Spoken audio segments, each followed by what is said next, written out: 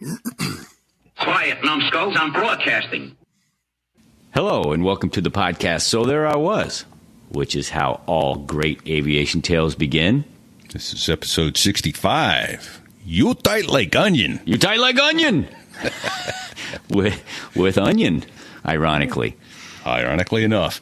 Sponsors this week include HelloFresh at HelloFresh.com and RobinsBirdBrainDesigns.com. We're also doing a show swap this week with the Damcasters podcast, an aviation history podcast. We'll talk more about that during the show. And we also have a merch store. We got a merch store. Yeah. We got a merch store where you can get all your favorite So There I Was merch. SoThereIWas.us/merch. We have a glossary. We do have a glossary. If you hear an acronym that hasn't been defined in our glossary, please reach out to us and let us know. We need to put it in the glossary. You can reach out to us at our emails at fig@sothereiwas.us or repeat@sothereiwas.us or sticks@sothereiwas.us. Hit him with the whirly bird questions. Yeah, the whirling dervish of death. Right? And then one other favor. Share the show, please. Share the Put show. it on your Facebook page. Then get into Apple Podcasts and give us a 5-star review. Not 4 stars, not 3.5 stars. 5 stars, baby, count them. 1 for each finger. For most of you. So, we got old Onion on the show. This was amazing. How did we wind up with him, Fig? Getting him on the show to me was one of the best coincidences yet. It was a few days after the recording with Vapor. I was at work. I was in flight operations in between flights, and I ran into my old buddy, Onion, who's a former Marine aviator as well, and I was telling him about Vapor's story, and that's when his face made an expression, and he said, "You know, I was there, right?" I said, "What?"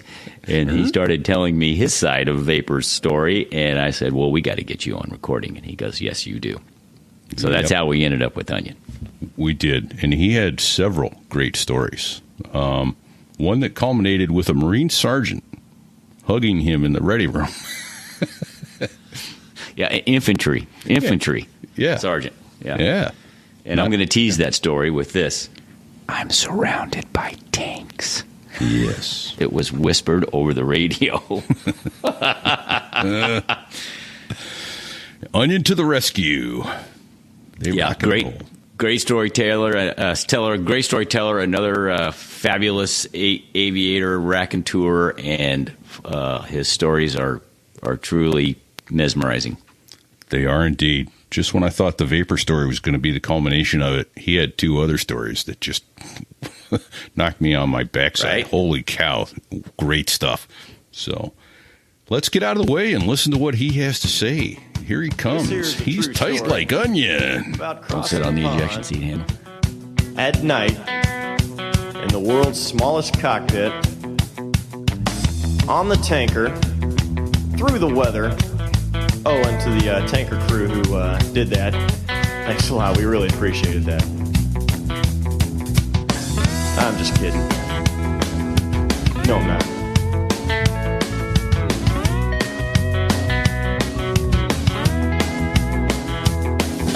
Well, there I was, crossing the pond, and you could see that I wasn't exactly fond of all the... So there I was, 1990. ZSU-23 Quad 4 gun dish 23 millimeter locked onto my airplane. 2,000 feet above the ground, 280 knots. Flipped the plane upside down, and there I was, facing down a stream of bullets. Put the stick in my lap, closed my eyes, and waited for the kaboom. I'm here today. Jeez! And that's how all great aviation tales begin. Apparently the kaboom didn't happen, but we're going to kaboom with you guys tonight. Repeat here, coming to you from New Hampshire, and chatting with my co-host Fig, and I believe he's home in Missouri, at least for another few hours. How you doing tonight, Fig? I am. Thank you, my friend. Yes, I'm in Kearney, just outside Kansas City, and that is how you start a story. Holy shit. Right And we on. have with us tonight another Marine aviator, Onion. Welcome, Onion. Thank you, Fig. Good to Indeed, be here. Marine, Thank welcome. you, Pete. Yeah. This is awesome. So, Hey, all right. wait. Hey, this is a first. Onion is a first. We have not had a Marine F-18D two-seater Right. Yet on the podcast. Really? So that's pretty awesome. Wow. Yeah. Okay. And I don't think we've And had a you know Marine what? A6 driver either, right? Nope. And I know he was in it. So we'll get to that. Going for the hat trick. I got a third one. Twofer, baby. Twofer. Yeah, right on. Right on. But let's back up to the beginning. Beginning. You know, yeah, back in the early days. You were 4 years old when you first saw your airplane. Come on. 4 years old. How'd you get interested? Yeah. Born on the east side of Pittsburgh to a teacher and a nurse. Went to high school, didn't particularly blaze the academic trail there. Was a foreign exchange student in Germany. 91. Summer of 91. Whoa. Went over there, stayed on a farm. They called me Stadtkid, city boy, because everything I did, every chore, I screwed it up. They had to clean up a mess every time. Zillions of stories about that. Got attacked by a chicken, got attacked by a pig. Wait, 1991. So this was high school? 81. It was 81. 81. Oh, okay. So I was going to say, yeah, because in 92 you were flying Hornets. That was fast. Did I speak wrong? I thought I said 81. Yeah, it's okay. Oh. Yeah. Well, that's the year the air traffic controllers went on strike. So I got to Clarion late. Okay. First semester, Clarion, failing my major, failing everything. Told mom, hey, got to come home. I'm not doing well. She goes, study hard, son. You're going to take all those courses again.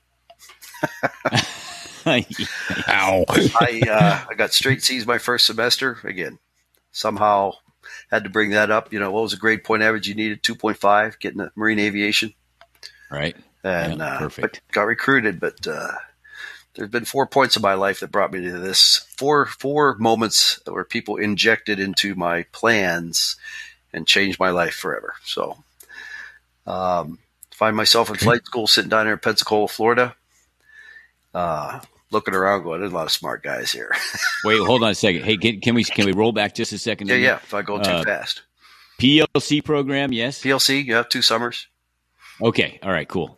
Okay. We're all familiar with that. Okay, Awesome. yeah. I didn't want to bore you too much and didn't know how fast you want me to go. But just to get into flight school, I wasn't interested. I was going to be a veterinarian. Went to Clarion University, got a biology degree. And kind of kept my eye on that whole veterinarian thing as I joined the Marine Corps. And 3 years here, get a Veterans Education Assistance Program, take a break, transfer my credits from Clarion to Penn State, become a veterinarian. So that was the initial plan. That was the plan. Yeah, just take a break, Oh, to be a cannon cocker or something. You know, do something outside the Marine Corps after that. But found myself down in Pensacola, Florida, for the first time. Again, not interested in aviation, but having signed that air guarantee, they said, "Give it a try." So I'm going. If you kick me out because I'm too stupid, I get that. If I get kicked out because I didn't try very hard, not acceptable. So. Remember the first 6 weeks there, they said the 30 you aren't going to be here at the end of the month. You know, that academic readout, and I'm sitting there going, oh, this can be quick and easy. And that's when I really decided to buckle down and try. And I found my niche. You know, you have that wish list that you fill out, helicopters, jets, maritime. I put helicopters. Jets second. Again, all right, helicopters, 6 months, hit the fleet for a little bit.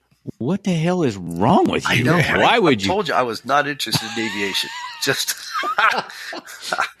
now, and bear in mind, we've been doing nothing but talking to Marine helicopter pilots for the last. I know. For and everybody weeks. wanted to fly since they were little. That was. I know, that was and not now right. Repeat and I, we're scared. We're scared to death. Those are whirling. Those are whirling death traps. Death traps. Absolutely. Yeah. So you wanted helicopters. Yeah, just because I'm still focused on that veterinarian thing. Okay. And so you get through that primary training. You guys help me out here, and then you transition either to the jet pipeline or the maritime pipeline. Right. Yeah. Jets, props, or helos. Jets, props, or helos. So you get to that point in the training where, okay, you're going to helos, and I had 3 roommates, and those guys were 2 or 3 events into the program, and I hadn't even been called yet. We're in the same class. And early one morning, the phone rings, and it's the senior Marine up there in Milton, Florida. And he says, "Hey, Lieutenant, what are you doing?" Studying, sir. He says, "Hey, why don't you come and see me this morning? I'm in the office all day." Okay. I said, I'll be ready. He said, take your time. So I don't remember anything. First of all, he asked me what I was doing, like he gives a shit. Two, Right. hey, I'll be in here all day, not like you're 10 minutes late. I'm thinking he's dropping my guard. I have missed something. I have screwed up something. That's why I've been called for training. Oh, I remember in the mirror, put my tie on, my Charlie's uniform, sweating. I don't remember saluting the gate guard.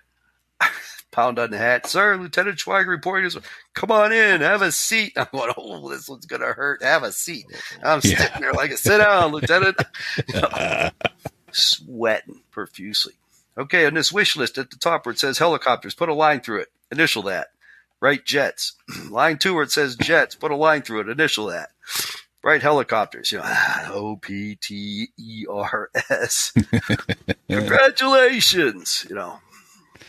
And slam. There's a door, and I'm standing there going, I got to be in Beeville, Texas in 7 days. Nice. Nice. I walked up and down the hall. I went to the bathroom, splashed water on my face. Within 10 minutes, I'm back in the door. Sir, Lieutenant Schweiger, come in. What's wrong? Something happened? I don't want this. He must have looked at you like you had three. You lost your damn mind. Need a psych eval, boy. He was American Indian. He had very deep eyes, very dark hair. He went from being happy, congratulated. He wasn't in touch with his inner self. No. His emotions changed way too fast. No. He was about to be in touch with your inner self, reach down your throat and rip your heart out. That's pretty much it. Get in here. And he spent 20 minutes talking to me. That's event number 2. Yeah. Oh, That's event number 3 that changed my course of my life forever. Not my choice. well, how about that? End up in Beeville, Texas. Wait, Onion, what year is this? Beeville, Texas was in 1987. Okay. 1987. Okay. So you went through, did you go through with Blower? No. Kent Carpenter? No? Don't recognize that name. All right. He's a couple years ahead. He's a couple years ahead of us, I think. Yeah. 87 would have been No, Blower. A buddy of mine from TBS. Honestly, I don't remember a lot of guys back then. Yeah.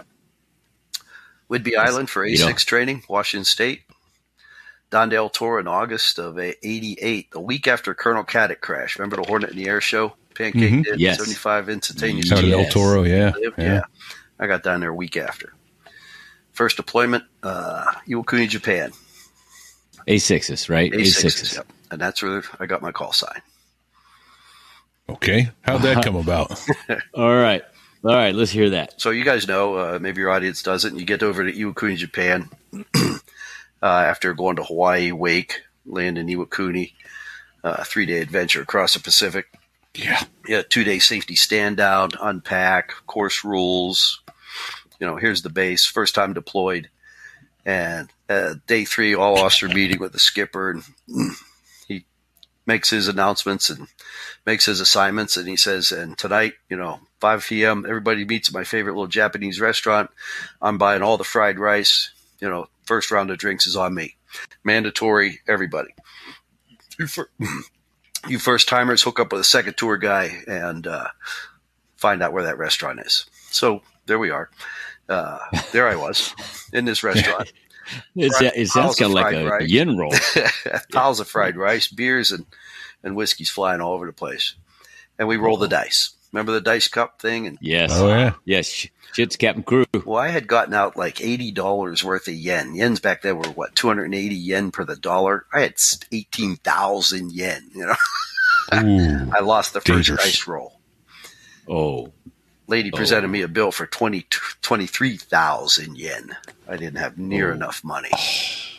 Hell. All right. So I'll take your duty Friday. I'm begging, pleading, give me a loan, Right. And apparently in Japan, when you can't pay your bill, it's a big shame on the waitress. Yeah. She stands there and has to endure your pain.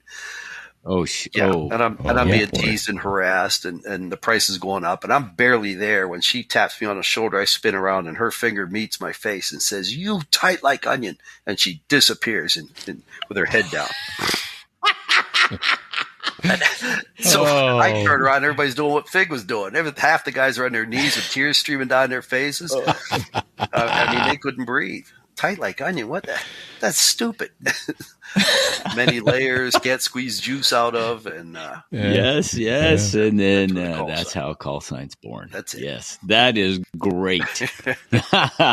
You tight like You onion. tight like onion. She was I crushed, like yeah. that. Okay, Okay, that may it even could've be been a a show lot worse, title, bro. You tight like onion.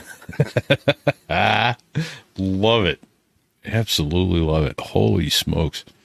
So that was A6s. Were you A6. so you said El Toro. So you were a West Coast A6 guy. Yes, sir. Hmm? What squadron was that on your? That was what squadron, VMA AW 242. Okay. Okay, which became the second D squadron. The second you D were in. squadron, yeah. Okay. 121 was the A6 boat squadron. They became the first D squadron on the West Coast. And then you wait, when you deployed, when you Westpacked, it was 242, right? When I met you at VMFA. VMFA 121 in 92 Oh, it was when I met 121. you, yeah. Okay. Yeah, I was the you know- only first lieutenant that was picked up to stand up the first D squadron in May of 90. Wow. And again, that was number 4 of the 4 events I told you that changed my life forever and got me to where I am now. Yeah. Colonel Mugg had selected me to be in that squadron. He was the XO. Him and Colonel Adcott were the ones that were assigned to stand up the new squadron. So he had wanted me, and that's how I got in there above everybody else. That Friday in the club, I wasn't liked.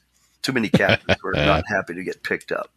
Did he make the announcement at the club? No, that night? when they came out with the initial roster, I mean, everybody in the fleet applied to be in the squadron, the first D's to stand up. I mean, they had F4 sure. guys, everybody, Oh, A6 yeah. guys, and so there were a lot of people, so very qualified people too. I mean, so when I got into the club that Friday, they weren't. How the hell do you rate? What makes you so special, Lieutenant? Right. Well, you know that's coming. That's coming, bro. Yeah. Yeah, even a blind squirrel, man. Every now and then you walk bass backwards I into a was good deal. bullied. And I was bullied. yeah. So the transit. So did that start? When did the transition start? Was that May of yeah. 90? Got our first D's, May of 90. Holy shit! So I mean, Saddam Hussein invaded Kuwait in August. So what? So how long was the How'd transition? that work out? Yeah. Well, Yeah, we because exactly. They literally hand us brand new F-18s from McDonnell Douglas, hand us a cat's eye Anvis 6 night vision goggles, stereoscopic, 20/40 visual acuity, which is what I have right now. Yeah. And and when the announcement came that 3rd Marine Air Wing was going to go over, we had all of about 8 airplanes, nine airplanes, and they said, "You guys aren't going." All of El Toro disappeared. We were helping squadrons pack. We were Will's powers of attorney, helping everybody get ready to go. I mean, we quit flying to help the rest of the squadrons leave. So on or about December that year, somebody told, who was it, General Horning? What was the ground combat element commander of the Marine division out there? Somebody told him he could have night vision goggle close air support. He goes, "No, we don't." You go, "Yeah, you do." "No, we don't." "Well, they're over in El Toro, but yes, you do." Yeah, What? they're sitting in El Toro, They're sitting in General. El But Toro. you can get them. So we went immediately on a 72-hour alert. We thought we were going to be home for Christmas. We had the whole base to ourselves, and now we're 72-hour alert. Pack our bags, get ready to leave. It wasn't. And you were the Onion. I hate to interrupt, no, but please. that was the first D squadron Yes. to stand up. Yeah. Correct. Mhm. Yeah, so that's kind of a big damn deal. We didn't know how to use our jets. A lot of capability there, right? We didn't know how to use the night vision goggles. We're still scaring the shit out of ourselves. Oh my! There was no training syllabus. They handed them to us going, "Here, item discussion recommendation. Tell us how to use these things."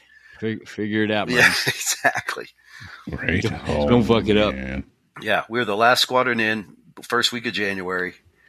We got the worst cots, the worst suitcase, sleeping bag. Of course, because everything was taken. Everything was taken. We got Yeah, what are you kidding, man? got They trapped. were already the sleeping bags were already pre-laced. yeah. They've They'd been there a couple months. plenty of MREs for everybody to enjoy, and broken cots. Sleep on the floor. Use the cot as a pillow. So, Hey, Onion, I got to stop you real quick, and I just got to let you know. So, because the Marine Corps had just retired all of the OA4 mics from the ham squadrons, Yes. where the OA4s were the Marine Corps used them as fast facts. Yes. And we covered this before. Right. That's an acronym for Fast Forward Air Controller.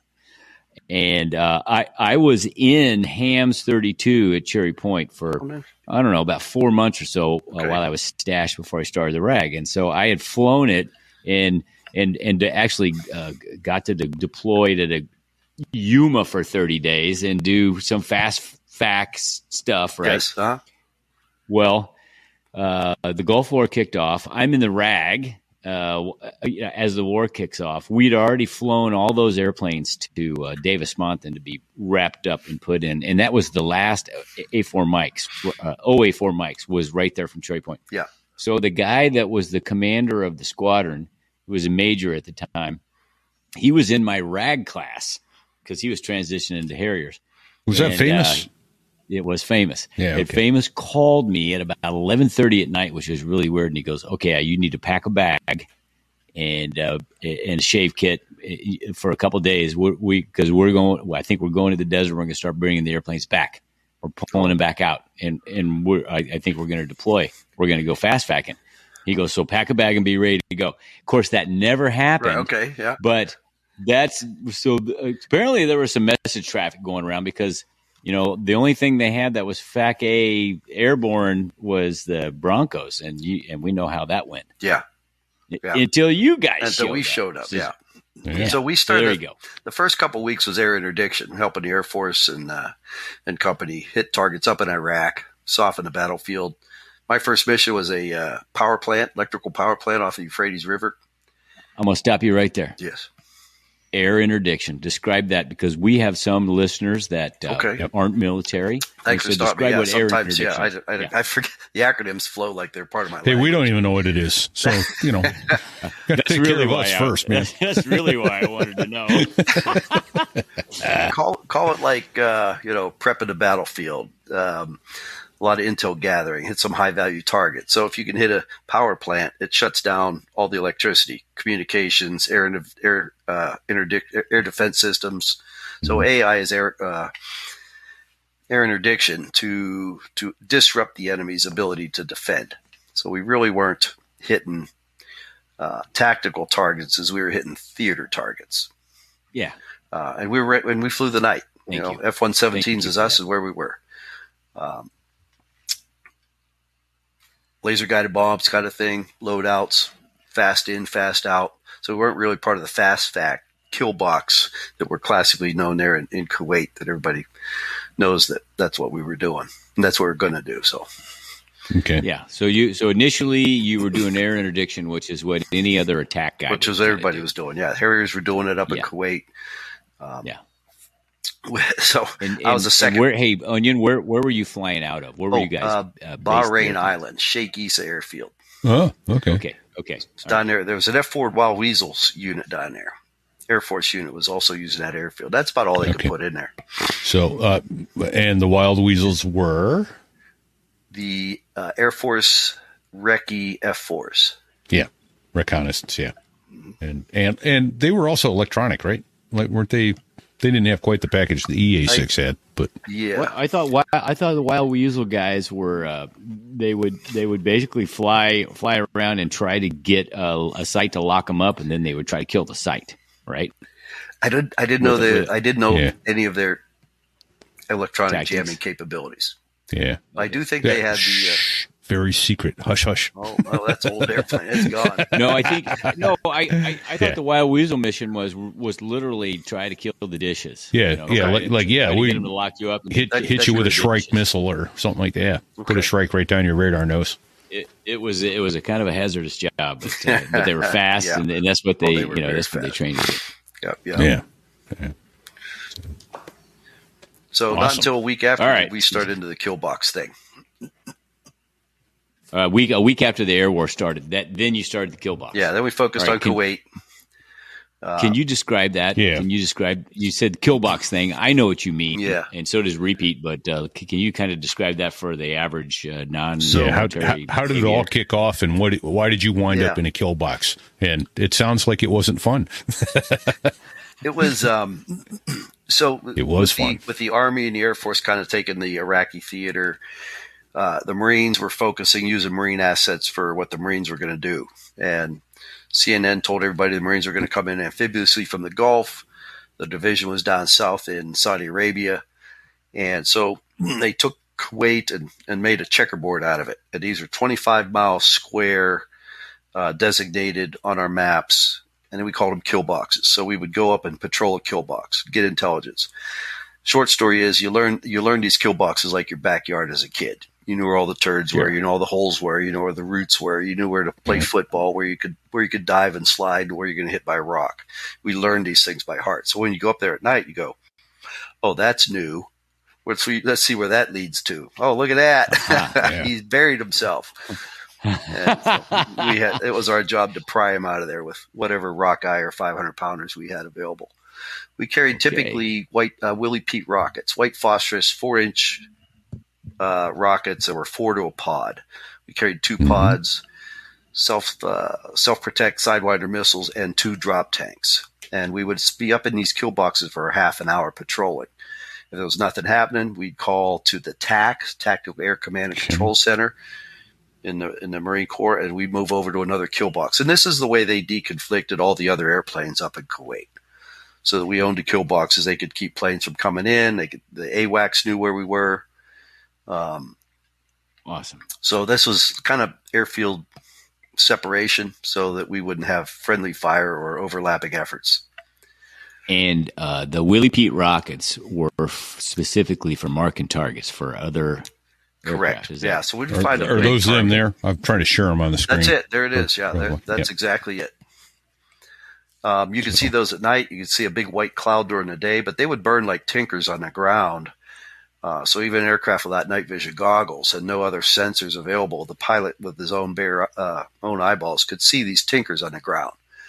And so once we launched this thing, go ahead. Let's back up because in 1990, you having night vision goggles, you were pretty unique. The Harriers didn't. Nobody did. Yeah. Nobody did. You guys were leading edge technology kind of stuff. Yeah. Because it was about 92. Was it 513? Were they the first ones to stand up in Harriers? Somewhere out west. It was either 513 or 214. Or 3. And to your audience, these night vision goggles would take the starlight that reflected off the desert or the road and enter the glass. You didn't even need the moonlight. They were pretty good. Okay. And they were stereoscopic. And if you look through a toilet paper tube, that's our field of view. It was very narrow, very small. So you had no peripheral. So at night that plane would rotate around your neck and your head would be still. You had no horizon. That Hornet could like this and your head hadn't moved yet because you're focusing on. So we had to do what we called the Stevie Wonder and build that artificial horizon by bouncing our heads back and forth. Yeah. So the backseater always wanted to see his pilot having the head back and forth. So you had spatial awareness. What, being a safety officer, I was always concerned with this. Tell me what, because I don't know. Fig, did you ever fly with goggles in the Harrier?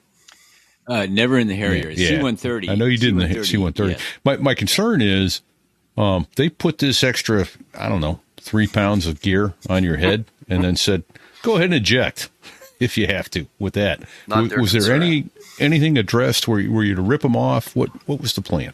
They were on with a clip, and they were supposedly going to break off by the acceleration of the ejection seat. Yeah, okay. I don't know which was going to break with your first. head. Yeah, your neck. Yeah, it would break. What was going to? And they stuck right on there. I mean, the ejection seat. Something was going to break. Yeah, yeah. Something was going to break off. Yeah. Your head. I mean, the goggles.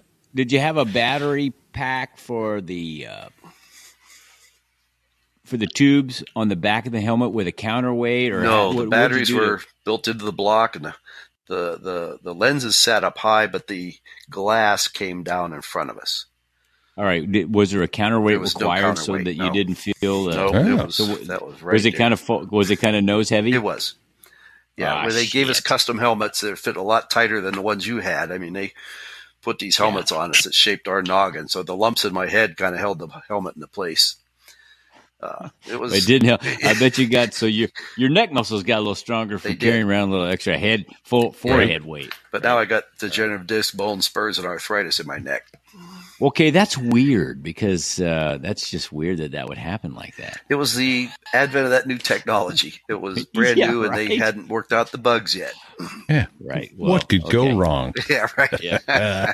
Weird. Well, I just want to say right now, thank you for your service, my friend, thank you for all this physical sacrifices that you currently are experiencing because we all feel that sort of thing. You got the same thing, yeah, you do. Yeah. But thank you, my friend. Okay, so back to this. So you're flying around. You got these night vision goggles on, with Pete rockets. Yep. You got 2 drop tanks, which means you got a little extra time. Yes. Right. Half hour on station. And a gun. 20 millimeter, 500 rounds. Which for small targets was pretty good. Soft targets, the gun worked great. You could turn your lights out and fly down at 500 feet. Nobody knew you were there. When you say so would you define what would be say a small or a soft target? A truck, vehicles, a truck towing an artillery piece, even light armor vehicles that gun could go through, just like on your Harrier. Light armor, right? Yeah. Were you carrying HEI rounds, high explosive incendiary rounds? No, they were just projectiles. Okay. If you don't mind, I don't have a loaded one, but yeah. As far as we know, it's not loaded. There you go. So that's the brass. That's 20 millimeter brass. Yeah, electronically fired. Where's my camera? There it is. Well, there you go. No, for those listening on the podcast, which is where the vast majority are. Yeah, it's about an inch across in diameter and probably 5 inches long. It's just the shell that held the powder. That's the case, yeah. And then and how much was the round? Was that a depleted uranium round? Yeah, depleted uranium. It extended another 2 inches. Yeah, so it's probably about 3/4 of a pound worth of. Yeah, that's a heavy thing. Yeah, going down range. And so the Hornet had a Gatling gun, right? Yep, like a 6 barrel, 6 barrels. Okay, and so you 1 second pull would equal a shit ton of lead going down range. 100 rounds a second. You had 5 seconds worth of bullets. Yeah. Yeah, it was a stream. That's a lot of hate going down. You didn't have to squeeze it very long. You either hit it or miss it. So don't button mash on that thing. Yeah. and I imagine it was much like the Harrier. Wherever you put that little green dot that was in your HUD is where that round was going to hit. Yeah. It was a death dot. A death dot. That's what we call it too. Yeah. All right. Thank you. Okay, so you're working kill boxes supporting Marines. Yes. The ground war hadn't started yet. We're softening up the battlefield. Backseater would talk to the who sent in the airplanes. You checked in as a Harrier with attack, and attack would roll you to the fast fac, right?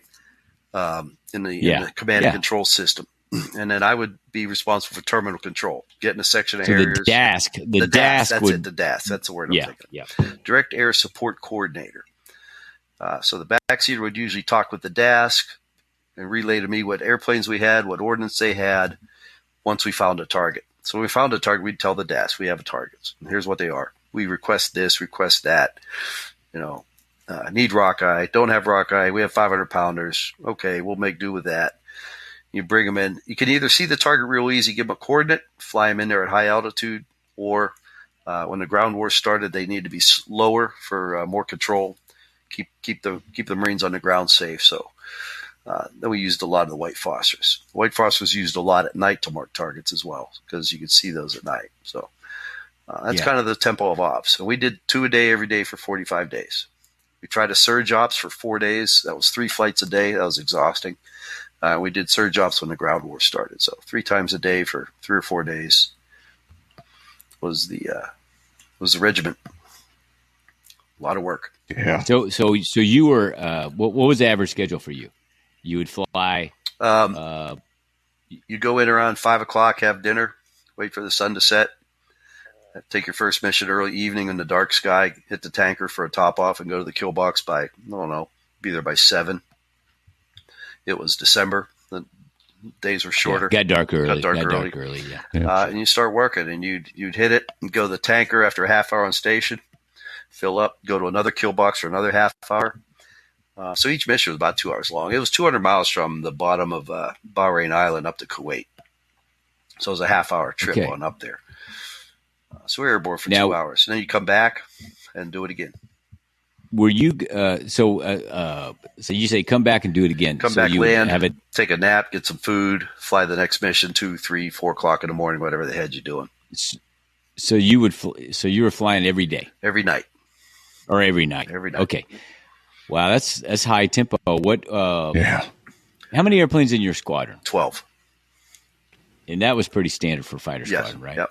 Yeah. Isn't that the same for the Harriers? I think it's the same. No, we had 20. Yeah. Good grief. Yeah, back in the day, I know, right? There. Well, light attack. We're going to take a lot of casualties. Okay, so here's a off the wall, and that's not really off the wall. So we had 12 guys in the squadron, 12 airplanes, 12 airplanes. 12 airplanes squadron. 26 officers.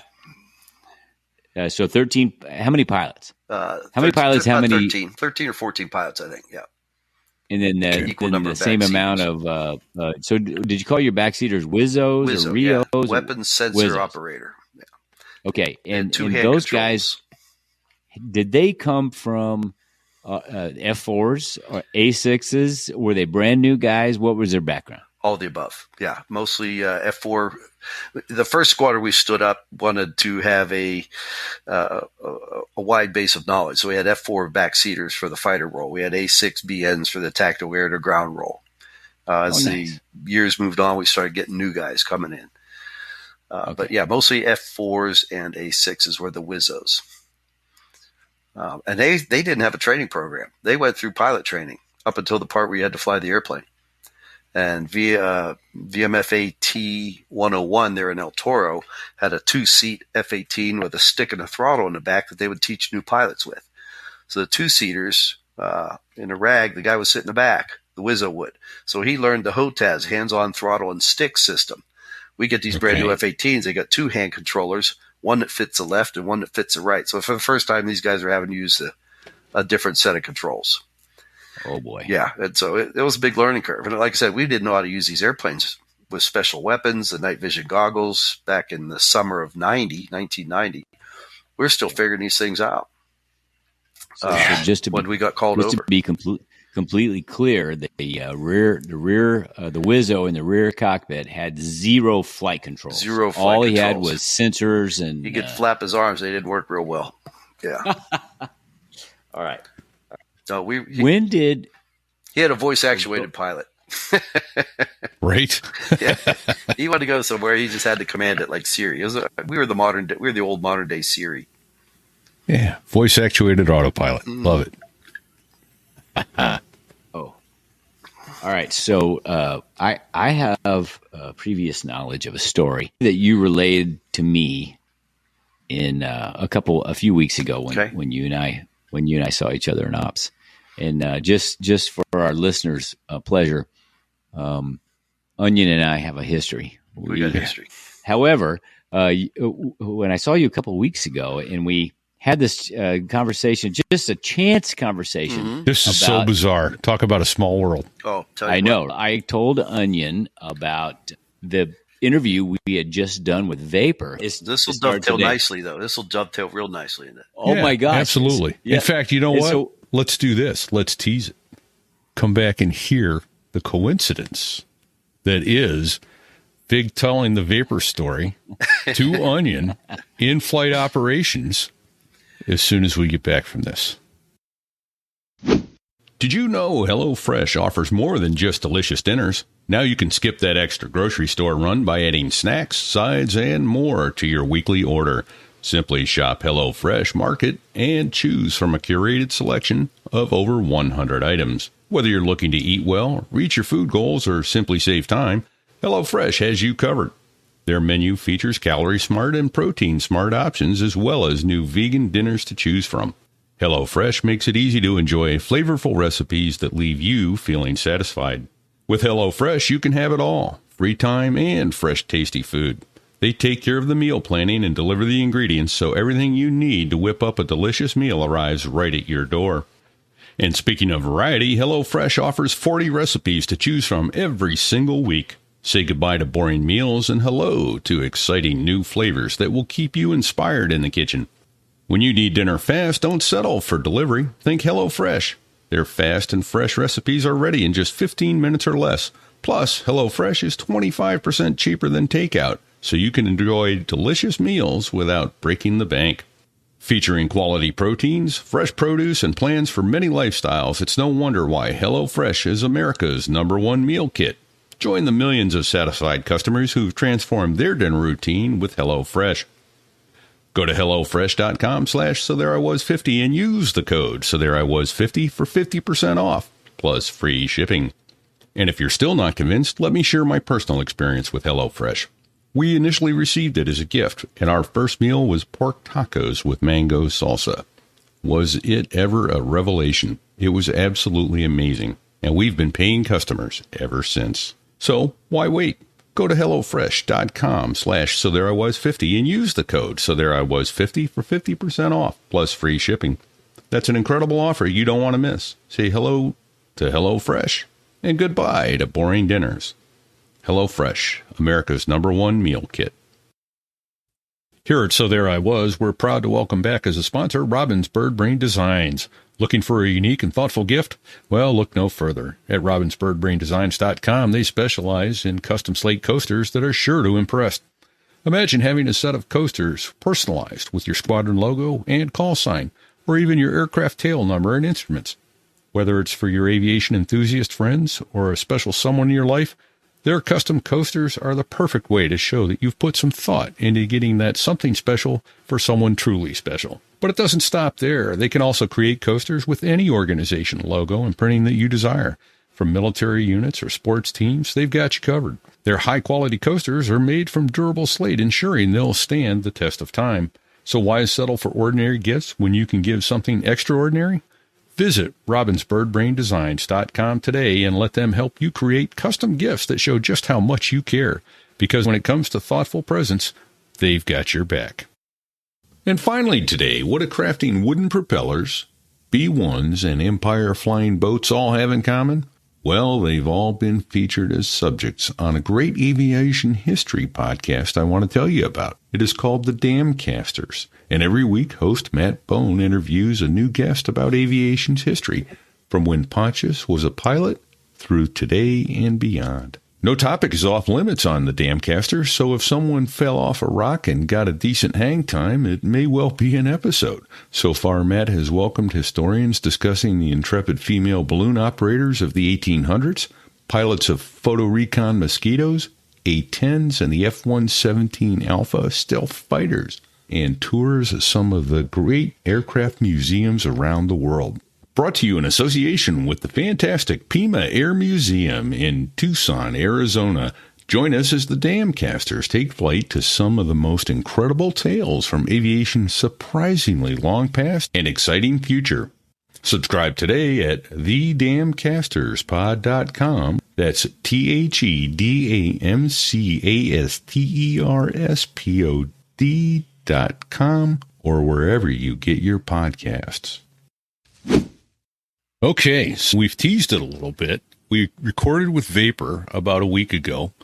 He tells the story of getting shot out of the sky in Iraq, and that he got some help from some guys in the air to make sure that he was going to get back safely across friendly lines, in spite of the minefields betwixt him and friendly lines. And Fig wound up a couple days later talking to Onion in flight operations at his airline. That's how small the aviation world is. It really is. So I see Onion on a regular basis, usually. So we're just kind of shooting the shit. We're killing time in between flights. And I just brought up the fact that we had this podcast. And he goes, really? So I showed him the QR code so he could, go listen to it. And I said, well, as a matter of fact, just the other night, we talked to a fellow Harrier pilot friend of ours, Vapor, and he had some great stories, and he recounted about, getting shot down in Iraq. And he goes, really? when was that? And I said, I told him. And he goes, that's weird because I had dealt with a Harrier guy getting shot down in You Iraq. told me the story, and I'm going, that's credible. That sounds very familiar. How do you know it? I'm going, Right? Like, and so I got the same story. Yeah. And so, he starts rattling off this, and I'm like, whoa, stop. I don't want to hear anymore. Yeah. I need to get you to come on our podcast and record it. So here we are tonight. You leveraged my ass over here. Now, before you tell me that story, the story that you also told me a story. So which took first? Which place took first? Which took place first? That's easy for you to say. Jeez, it's been a long day. It's always the egg. Was it the egg or was it the chicken? So was it the vapor story or was it the story that you told me about the listening post guys? Oh, the listening post guy was that before happened first. Or after? Happened first. Okay, because would you tell you us that story first? Repeat diary page from when I went. Yes. Left. Okay.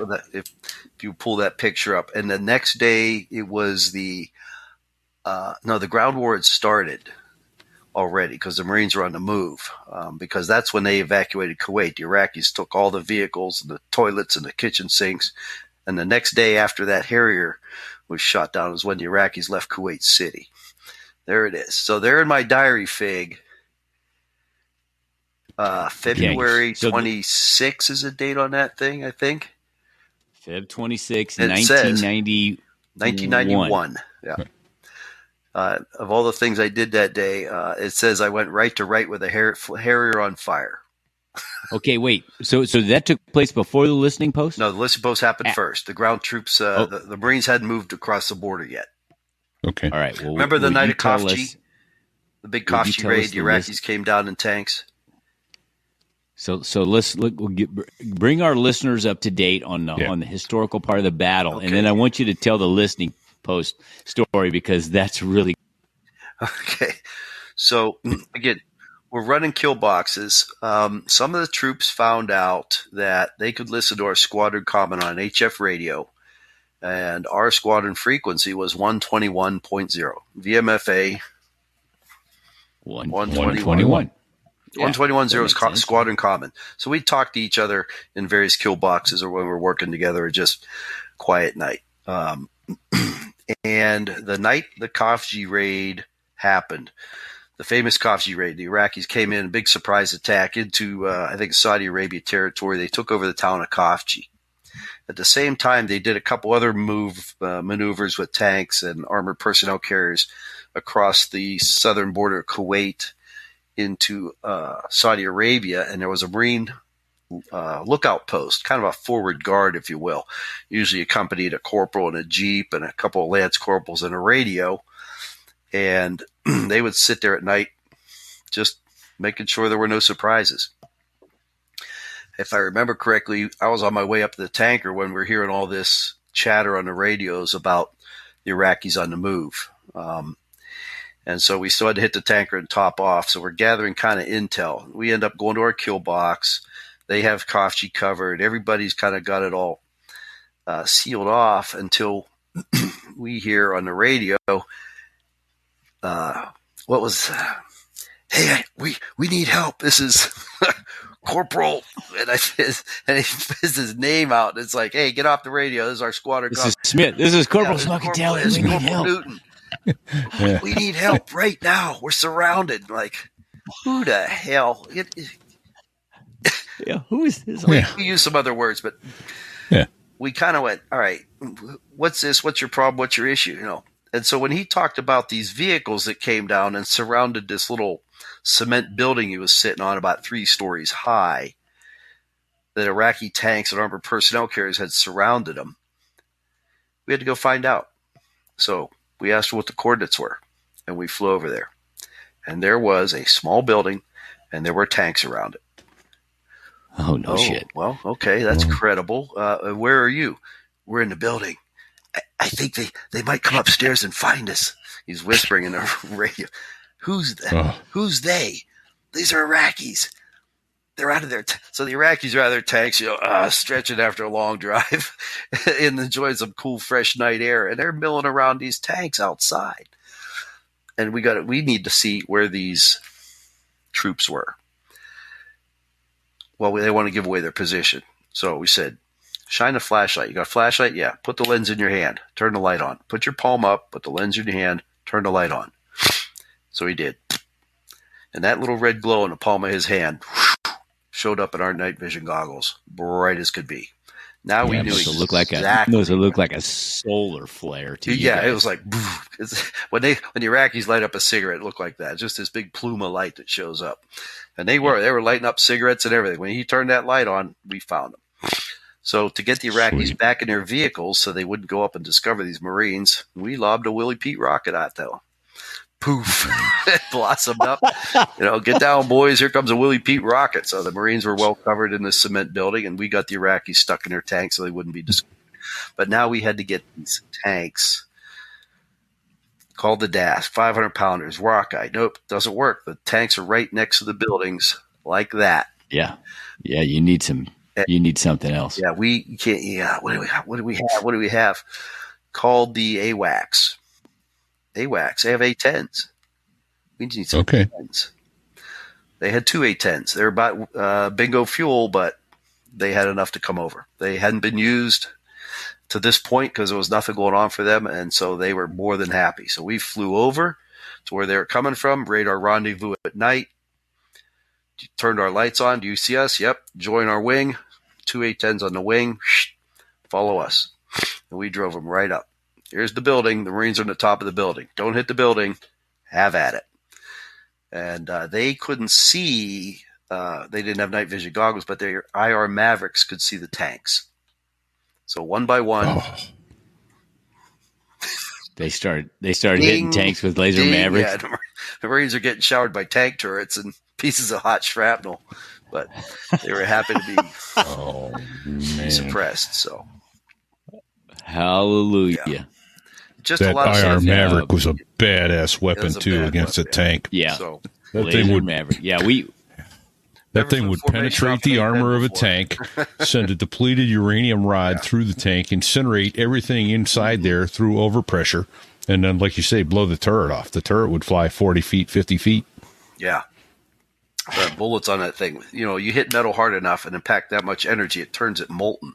So the bullet goes through these tanks, and the inside of the tank is a spray of liquid metal. Super hot. And that's what. Think of lava. Yeah. It's lava. Yeah, right. Metal lava. Lava. What kind of sicko discovered stuff like that? So did you tell me that sometime later somebody came looking for you? Was it a year, 2 years? We're up in the ready room. A sergeant comes in from Pendleton, Camp Pendleton, which is just down the street from El Toro. And he's looking for... It's a Marine Corps base. Marine Corps First Infantry base. First Marine Division, yeah. Looking for Lieutenant Schweiger. Uh-oh. Sergeant from Pendleton. Captain now, right? at the time. Yeah. And so a buddy of mine comes running down. Hey, Onion, you got to see this guy. He's got this story. He wants to meet you. Who is it? Sergeant, Newton. Well, I don't know Sergeant Newton. He drove up from Camp Pendleton. Somehow this guy found me. He's got to see you. He's not leaving until he sees you. He's standing in the ready room right now. It's like, and you're like, oh, shit. I didn't. I really wasn't. I was more curious. I did not know his girlfriend. Yeah, it's like, I didn't know she was married. I don't have his car. That's my car. Yeah. Yeah. So I walk up and, it looked like he wanted to give me a hug, but he wanted to salute. There was a lot going on right there, and I didn't quite understand. Right. Yeah. Okay. Right. A lot of emotion. There's a lot of emotion. Salute, He's hug. seeing me for the first time. He knows. I don't know who the guy is, but he knows. He begins to tell the story knows who you of are. what happened. Yeah. And I'm knows who you are, but that was you. Okay. That was you. That was me. So yeah, then we did get to the HUD part, and we told his side of the story. Can you recount? Yeah, please recount. Yeah, he was. They were panicked. It was him and a lance corporal. They were completely panicked. surrounded by tanks. Literally, he talks about hearing the rumble and the engine, the diesel engines, and they can't see anything. And suddenly these vehicles come out of the dark and park right next to the building. The Iraqis step out. They're walking around talking and smoking, and he is just terrified. He's way outnumbered.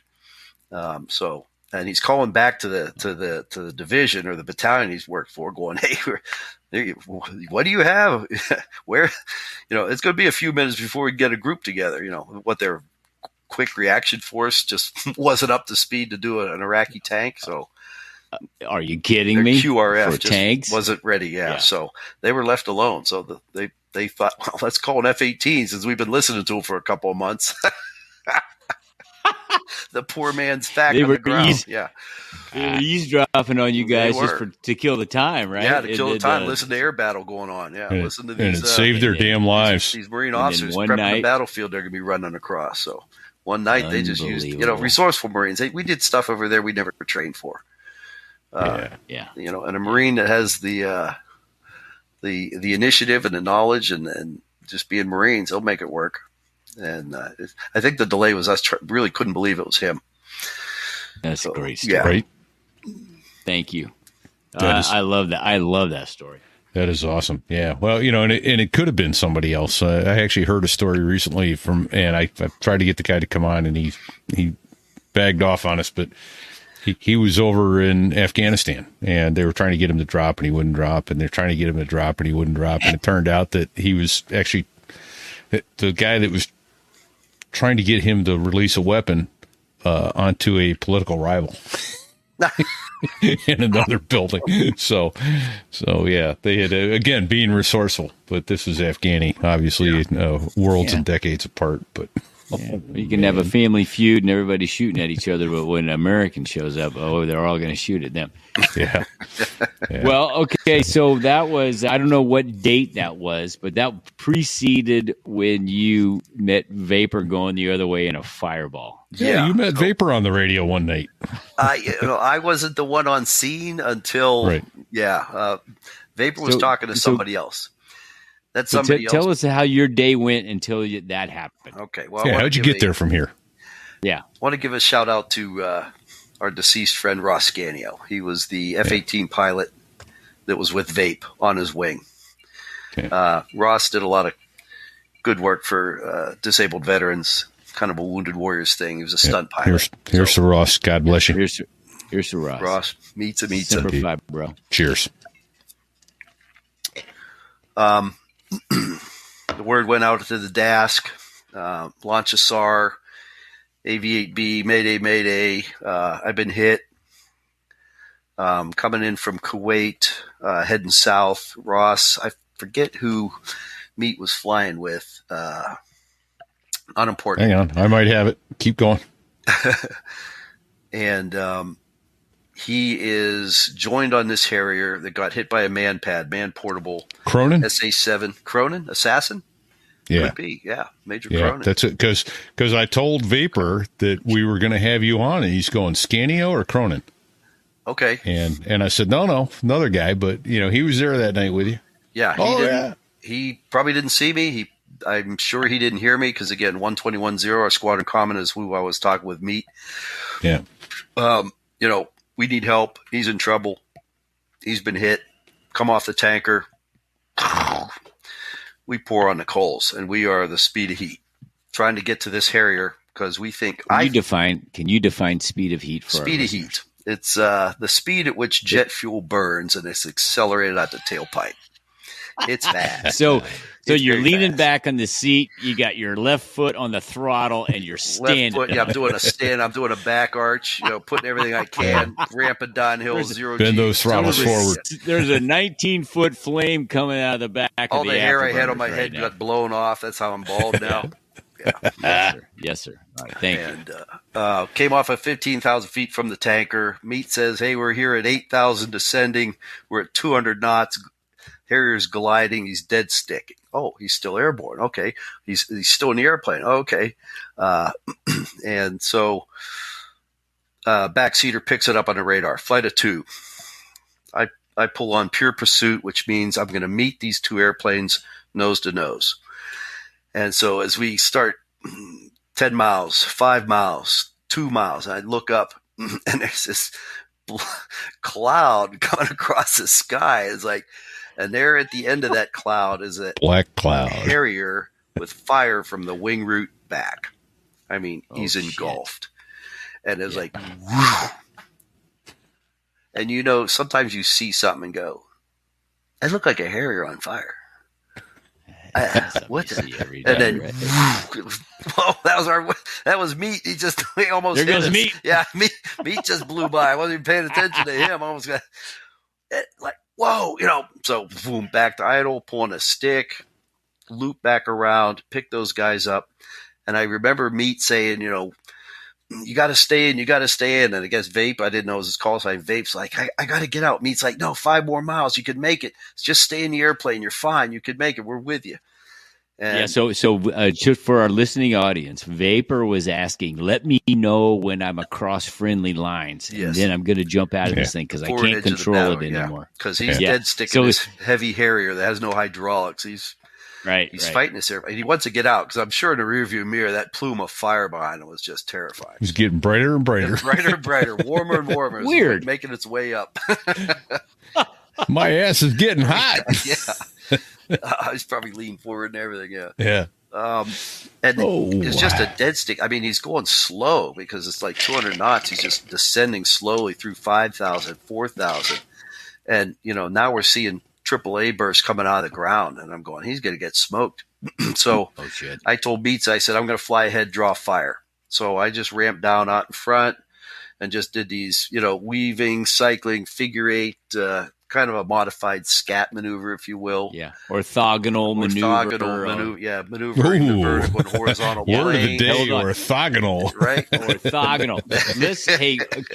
Let's define orthogonal, okay, for our listeners. It's a 3-dimensional high G maneuver, changing directions in all axes. It's basically to destroy a gun solution. Yeah, so when they shoot the bullet at you, you're changing direction. So again, we're at 300 knots, but our downrange travel is stopped because we are skiing and back and forth and up and down. And Mitza calls his altitude out so that we don't actually run up into this Harrier from behind. So we just staying down low, drawing fire. And finally, he says, Vape says, I can't hold it. And the plane actually flips upside down, or at least rotates, as I turn back around looking back at him. And he ejects what appeared to me, again, that F-18 where I was looking could be very different. But it looks like he ejected toward the ground. That's pretty I think much he what described that, yeah. That's Okay. pretty much how he described it. He was Okay. inverted, He was looking up at the inverted? desert going, Okay. oh, shit. Yeah, again, you know, with the sand and the horizon, it just doesn't exist very well out there, and you just don't know where you are when you're looking back and under dizzy. Said he had his head tilted back 12 degrees and couldn't figure out why he was looking at his feet after he pulled the handle. Oh, God. And boom, there it goes. The Harrier nose dove in. There's a chute that comes out, and it's like, oh, boy, we're on Sea Commander. So we head back to the tanker because we know this is going to be a little while. Meat stays on site. I hear Vape say, you guys are going to stay with us, right? He's asking Meat to stay with him. Do you have any ordnance left on board? We were full of Willie Pete, yeah. We just came on white phosphorus rockets. Okay. Is all we had. So really not a lot to defend them with. But they had the ground war had started, so the Marines were on the move. And Vape made it. I mean, he crossed the forward edge of the battle area and was in friendly area. However, the Iraqis were not pushed out completely. So he was a couple miles away. Now, if you remember, the coalition forces had that big orange panel on their vehicles, so we could see them coming. Vape apparently dug a hole in the ground because we lost sight of him. When I came back from the tank and relieved Meat to go for him to refuel, I didn't know where Vape was. We had a waypoint coordinate, and we just orbited around. Anything that was going to come near that thing, we were going to shoot at it. That's all we had. Ripping the zipper handles off his flight suit to get lower to the ground. You know? Yeah, right. I don't know what his version of the low. story was then, but he said something about going into a trench line and staying low. That and, boy disappeared. So we couldn't find him. He gone. Yeah, go. Then he found some engineer tape, so he made it safely through the minefield in spite of his best efforts. Yeah, I'd love to hear his side of the story down there. But Well, so that was his side of the story. That got went released low, today. Dude. we called it He bird got in dog. some kind of trench line, and he worked his way around, and then he came out, and Nice. then there was concertina wire, and he figured, okay, that's ours. And then he got through that, and then he found tape. Well, first he knew he was in a minefield, and then he said, Yeah, he's like, oh crap, there's all this dirt's all been disturbed. I'm not in a good place. he actually saw the little prongs of the anti-personnel mines. But he found the engineer's tape, and he got himself to at least to a safe spot. Yeah, and the Marines then came and picked him up at gunpoint. Yeah. What a coincidence, though. How I'm relaying that story to you that was told to me by Vapor, and then you're like, yeah, I was right there. I know right. that. He passed me going left with left. Yeah. What I hope our listeners grasp from this is, it is truly a small world. Small Marine Corps aviation world. When you're talking in Marine Corps aviation, it is so small. Yeah. It's a Marine tight aviation friendship. is Tight friendship. it is indeed. Yeah, it's tight. Do you have any other Gulf War stories you want to tell? Well, do you want me to pick up where I left off with the so there I was? Absolutely. There you go. Yes, Let's close that loop. Let's close. Yes. Finish that off. So we got woken up in the middle of the night. The Iraqis are on the move. Colonel Reach, the MAG 11 CO, commanding officer. I want everybody launched. You, that squadron, you go first. And there's a frenzy. Iraqis are on the move. Where are they moving? Counterattack? We had no idea. What had happened is they were leaving Kuwait City with everything they could carry. They're escaping from the ground forces, American ground forces that were on the move. And we called it Interstate 5. It was one road that came out of Kuwait City, went straight north up into Iraq. And an A6 came back from a deep air mission up in Iraq and discovered all these vehicles driving down the road. Buses, trucks, cars, going north out of Kuwait City. Highway to hell. Highway to hell. We called it the I-5 massacre because El Toro was on Interstate 5 in California. Okay. Right. Yes. So MAG 11 was on scene. But I think the Air Force told CNN that they did that. But sure they did. I didn't see any Air Force, So with us being the FAC airborne, we were to control all these airplanes that come in. When it came to be my turn, we arrived, and we were bombing vehicles, and they were driving around, and we'd bomb either side. They would try to drive around. And so it was getting wider and wider, this wasteland across the desert of vehicles and Iraqi soldiers trying to leave. The AAA there was incredible. It was immense. It was daunting. How we survived it, I don't know, because we had to be down low to mark these targets, to call airplanes. This is daytime, correct? This is daytime. Yeah. By the time I got on there, it was the morning. So they were being hammered at night by the A6s. By the time it was my turn, after the rest of our squadron kind of got up there and was doing their work, we got the pass down briefing for the planes leaving, and we showed up, and it was chaos. I ran 12 sections, and a section is 2 airplanes. I ran 12 sections in half an hour, 24 planes. That's 24 airplanes 24 in 30 airplanes, minutes. loaded with what they could carry, spewing it across the desert so that they wouldn't wreck into each other, that we didn't have redundant hits, efficiently stopping the Iraqis from leaving. So as my backseater, Rodent, was having aircraft check in, he would pass them to me. Okay, you got a flight of 2. I forget what the call sign was. It was on my diary there. It was 2 Harriers, Rockeye bombs. We're given the brief. Their terminal control, 30 seconds out. And I got my eyes on the target to the lower right. I'm kind of trying to time it where I could roll in and put the white phosphorus on the target, watch the Harriers come across. So as I'm kind of floating along there, throttles back, 280 knots, cornering speed. The best turn speed on the Hornet was a lot higher than 280, but so I'm slow and I'm low. Okay, I'm going to stop you right there. Just for our a non-fighter pilot, let's talk Good call. speed. Quartering speed. Don't want to say anything that I'm not supposed to say. Quartering speed. Well, it's that's the same as Cessna 150. Okay. It's the same thing in any aircraft. Quartering speed. Quartering speed is the speed where you get your best turn rate, the most degrees per second in a turn. You put on full aerodynamic capability load on that stick to make that plane turn as hard as you can without stalling it. Without bleeding, right? Well, you could bleed too. That's turn.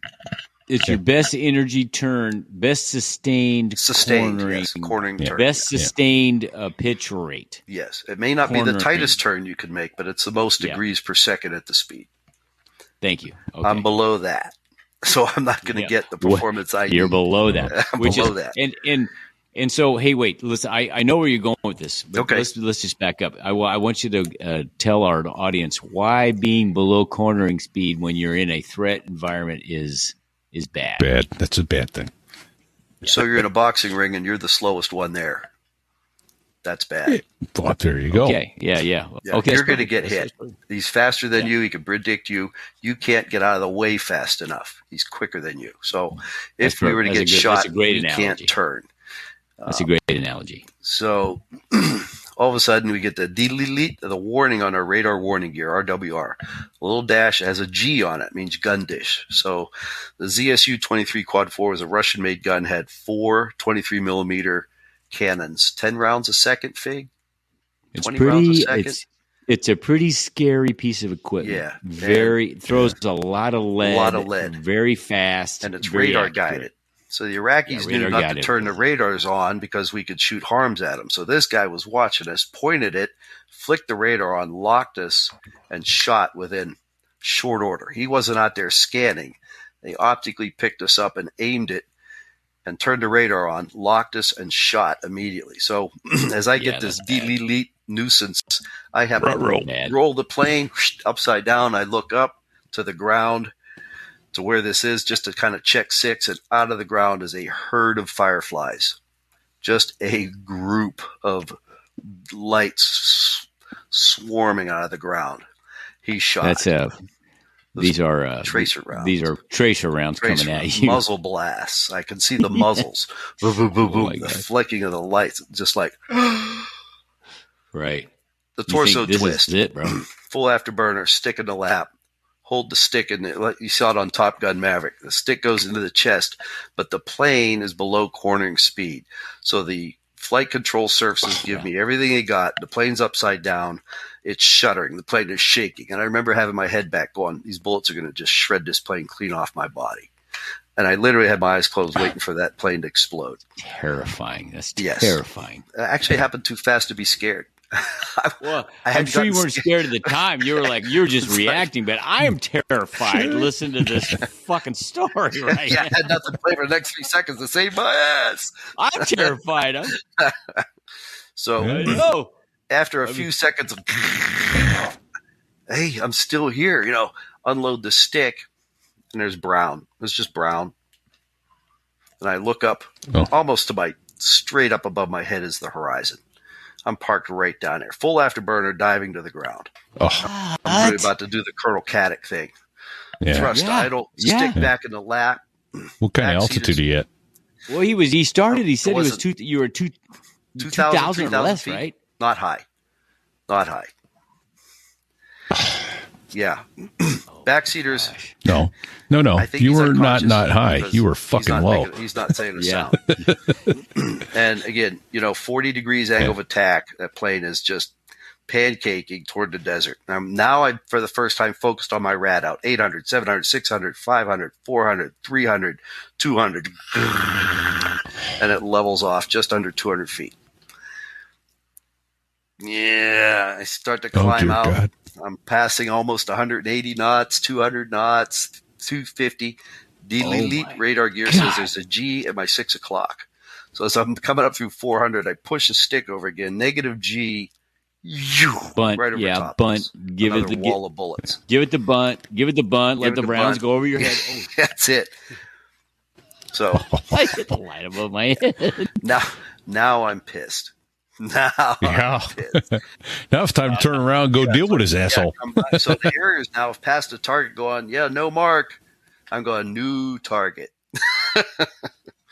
Got a fresh one for you. Baxi was like, no, we're not going to sword fight with this guy. Mark it, leave him alone. I said, no, he must die. We had a discussion. He wasn't happy. But okay, that was intense. So I got to back up. Just a second. Because, I mean, my palms are sweating. I guess I got to wipe them on my pants. All right. So, right. So you get the gun dish on the basically forward quarter on the nose. Yep. And you roll inverted to get out of plane quickly. No, I rolled inverted to look at well it. below. I rolled inverted to look. Oh, okay. The radar picked me up, and I don't see anything. So I rolled inverted so I could get a field of view of the ground. Yeah. This all happens real quick. Yeah. You ended up doing basically an Immelman. I mean, a Cuban 8, half Cuban 8. I think it was more of I mean, you end up. I think I didn't go all the way vertical. That when I pulled, by the time I rolled out, I was probably more at a 60-degree nose down, so that when I looked up, I could see the horizon. I didn't go split S-ing. Okay, it was all right. So an upright, and here comes I'm zorching to the ground. I'm guessing if that wasn't that incredible flight characteristics of that Hornet, we wouldn't be having this conversation. Yeah, and then. Can I assume, I'm just going to make an assumption, you tell me if I'm wrong, that when you opened your eyes and you saw brown and you pulled back, at that point you stepped on the throttles with your left foot and pushed as hard as you could? Yeah, there I am again. Well, arch your back. Nice thing about the Hornet, there goes the damn back arch again. Yeah, I know. The nice thing about the Hornet, and maybe a lot of people don't know, is that the pilot was only one of the voting members at the table. The flight control system took in input from all sorts of sources, and it would not let you stall the airplane. You'd go max performance. The computer would go, okay, I can give you this much, and the live wings would come out, leading edge, trailing edge flaps, and it wouldn't stall. You could put that stick in your lap and continue to control that airplane through its flight envelope because you were still having airflow over the wings. It wouldn't stall. So you could just say, give me everything you got. And that plane just muscled through. It is a magic airplane. Any other airplane, you stall, the nose drops, story ends there. Yeah. Yep. Well, I'm glad it worked out that way for you, Onion. Otherwise, we'd never be having this conversation, number one. And number two, we never would have met. Yeah. Well, you Harrier boys took care of that ZSU 23-4 for us. I ran Bird Dog again. Nice and a little bit faster now. I'm up above 300 knots, waiting for that gun dish to pick me up. Still at 2,000 feet. Harrier's on the way in. Diddly-lit. He picked me up. Rolled, watched, he shot, and this time instead of pulling to the ground, I pulled laterally out of the way, rotated back around 180 degrees, put the nose on, planted a quick white phosphorus rocket there, adjusted from the Willie Pete, and you Harrier guys came in and covered them up with little tiny bomblets, about 275 of them. Yeah. Jeez. Hand grenades. Only funner. Little payback for fucking with our buddy Onion. That's right. Yeah. You tight like onion. You tight like onion. Oh my gosh! Well, thank you for that. That's awesome. But that's a young man's sport. What have we missed? What have we missed? What have we? Yeah. It is a young man's sport. I can't imagine doing that today. I couldn't. I might not walk for a week if I did the stuff I did 30 years ago. I probably wouldn't walk for a week. Yeah. And I'm in pretty good shape, and I'm not lying. I'm in good shape. But what if I did the shit that we did back then? I don't know that I could walk tomorrow. I got two sons that remind me how far below my peak I am. Yeah. Yeah.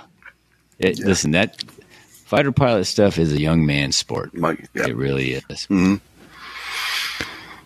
Yeah, magic airplanes. They took good care of us, but it was not. It was not for the weak. Yeah, my best days of flying are behind me. Yeah. All right. So, Onion, you said 4 people.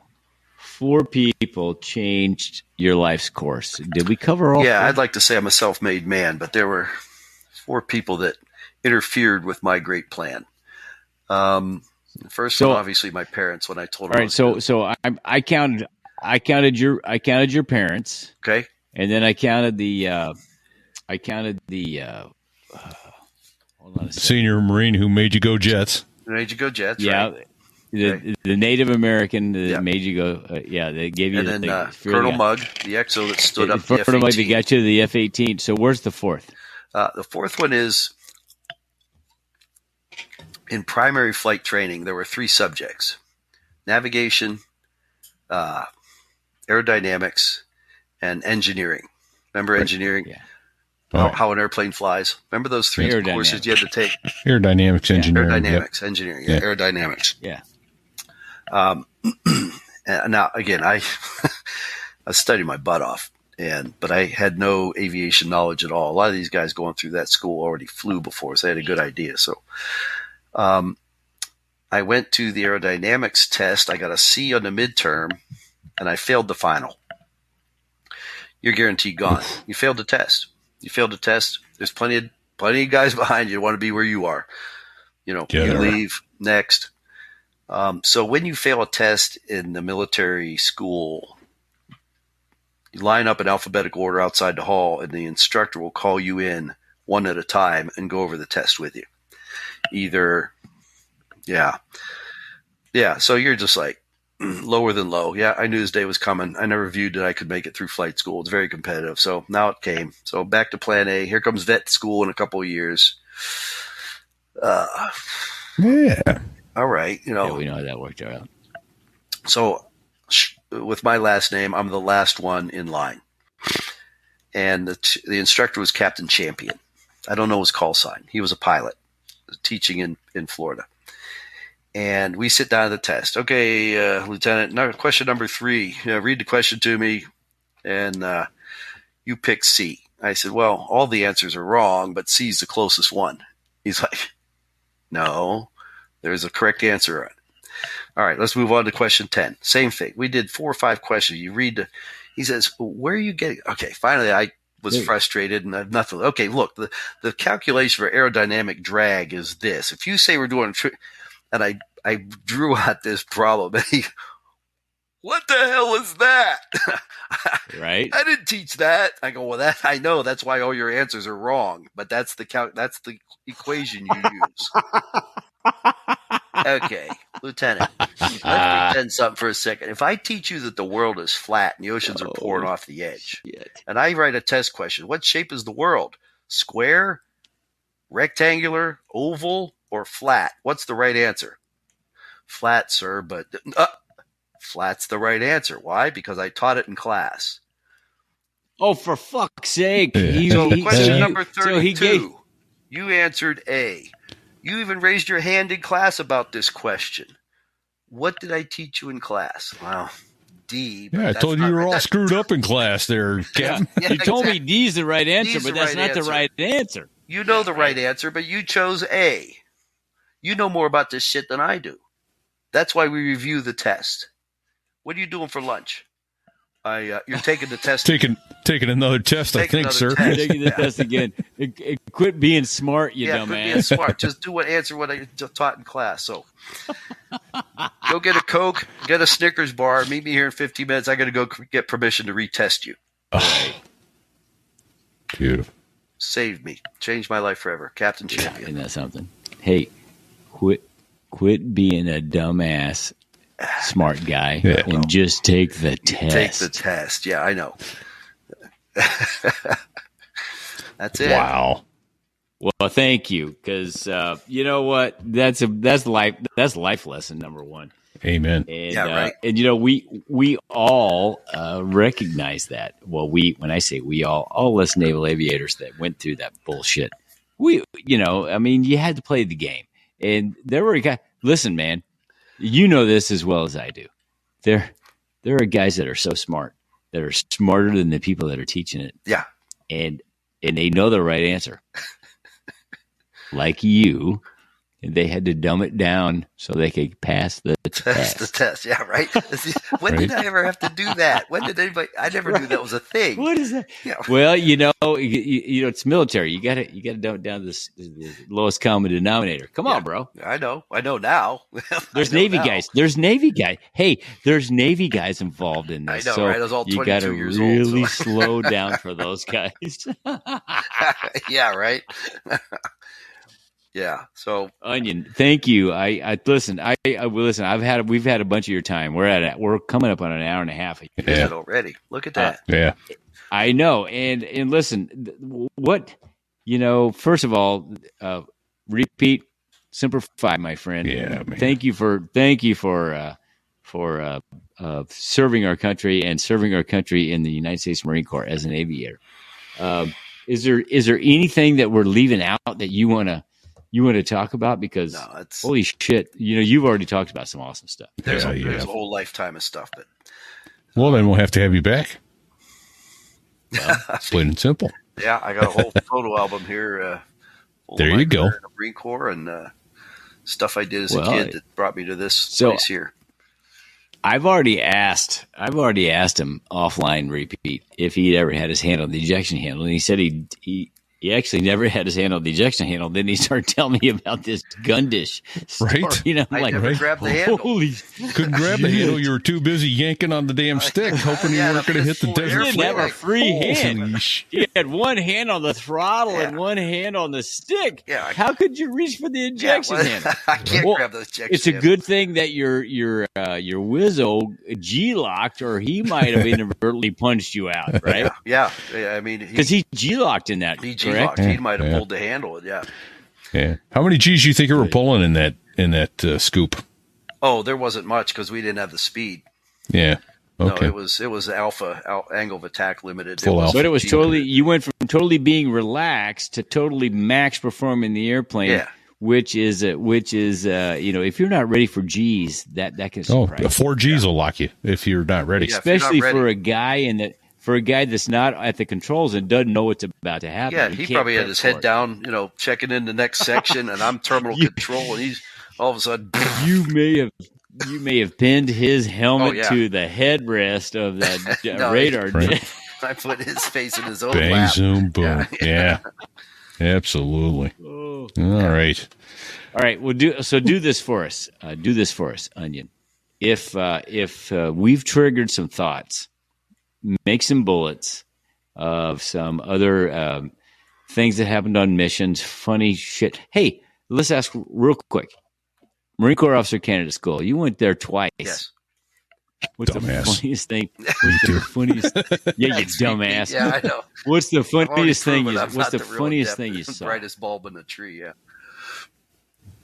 The funniest thing, say it again, you broke up. Because we've heard some funny shit from Officer Yeah. Candidate School. Boot training, but recruit training or Marine Corps Officer. What's the funniest shit you saw? God. Put you on the spot. I know I put you on the spot, but Holy smokes. come on, we all got a they- story. they Everybody's told- got a story from OCS.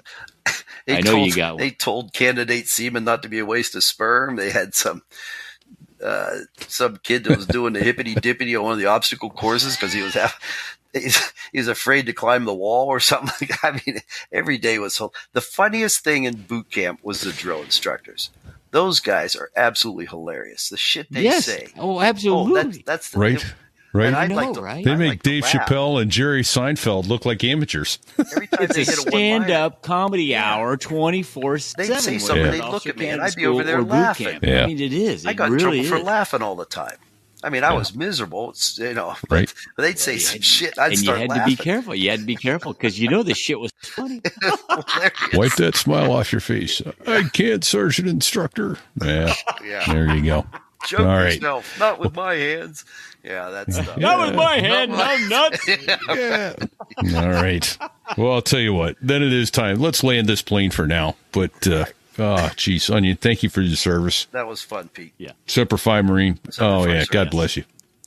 Appreciate Thank you, guys. I enjoyed that. Yeah. I take back most of the bad shit I said about you. Don't take F-18 it back. I'll guys. relive it. Most of it, It'll be fun. Anyway, hey, we got a couple other thank yous we need to send out there. Fig, who's the guy we thank every week, but it's important because he helped us get here. Well, let's thank Dave Hamilton, because Dave Hamilton is the man. Dave Hamilton is got all kinds of shit going on behind the scenes that our listeners don't even know about. But let's just say Dave Hamilton is the man. He helps us get our sponsors. He runs the Gig Gab. He runs the Business Brain. He has the Mac Geek Gab. He is an amazing businessman and podcaster, broadcaster. Wonderful guy, and he's given us the know-how to get here to where we are. We've got a new pilot tonight on Patreon. Bill Wilson signed up as another pilot. He helps put fuel in the airplane to keep this engine running. We appreciate you, sir. Thank you very much for doing that. Thanks, Bill Wilson. And if that's Bill with the 2 L's, he's one of our guys. In either way, we love you. There you go. Absolutely. We have a merch store up there where you can get cool stuff. Everything from a bikini to a towel to drinking glasses to hats to T-shirts and polo shirts and playing cards. And if you can think of it, we'll try and get it up there. So there it was.us/merch. We have a glossary page. Hold on a second, Pete. Yeah, back up. We have a line we have a line on possibly getting our merch or getting our logo on a condom. We'll come back to you when we know for crying out loud. It's going to happen. On time, on target, baby. That's a mood kill. That ain't going to work. Oh, man. On the pack. It's probably on the pack. Yeah. Okay. Not on the tip. There you go. It could be on the tip, but just for a second. Only to see how it feels. Yeah. And if you heard something that you didn't understand or that Fig and I clearly didn't understand and you want it up on a page to explain that, that's our glossary page. So there I was.us/glossary. That's an everyday occurrence. Yeah. Write to us at our email addresses. What's yours, Fig? Mine is fig@sothereiwas.us. And mine's repeat at sothereiwas.us. REPETE. And, I forgot to mention it with the Patreon page that Bill Wilson just joined. You get included a 22.5-minute interview with Punchy, our recently deceased SR-71 pilot, explaining how he got his call sign. Listen, thank you for our Patreon pilots, because, you guys are awesome. And thank you, Onion, Thanks, for joining us tonight. No, it was fun. You are a true American patriot, a Marine. And having served with you personally, we didn't talk about that, but I know. We should leave that out. Oh, boy.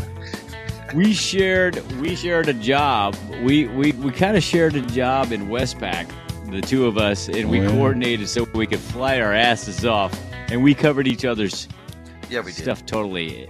Yeah, we did, bro. We never lost a mission, and we always got everything done. Yeah, we got it all done. That's right. In class. Because that's what Marines do, bro. That's right. We get shit done. Improvise, adapt, There you overcome. There you go. And thanks finally to those guys playing the music. The band is here, the Dos Gringos. The guys that make the Air Force sound good, that make us sound good. That's the guys that make the Air Force sound good. Yes, sir. Thank you. And they were great. They were a great interview, and they're awesome songwriters and musicians. Indeed. And you know what? You can't go wrong with listening to their music. Can't do it. That's right. Can't do I it. laugh every time. I hear their songs. They're Go awesome. listen to them on Amazon Music, Spotify, the Dos Gringos. They've got 4 albums. Go do it. Dare you. See you, Vic. Thanks, Pete. Well, there I was, crossing the pond, and you could see that I wasn't exactly fond of all the shit I was wearing on that day. Now an F-16 is cramped enough, but it's even worse with all that stuff supposed to save your life. But we knew there was no way. 'Cause and you're going down the North Atlantic, man, it's over. Hey, what do you say, Fig? He said it's over. I think it's over. Mistakes were made. You damn right they were. Is it over when the Germans bombed Pearl Harbor?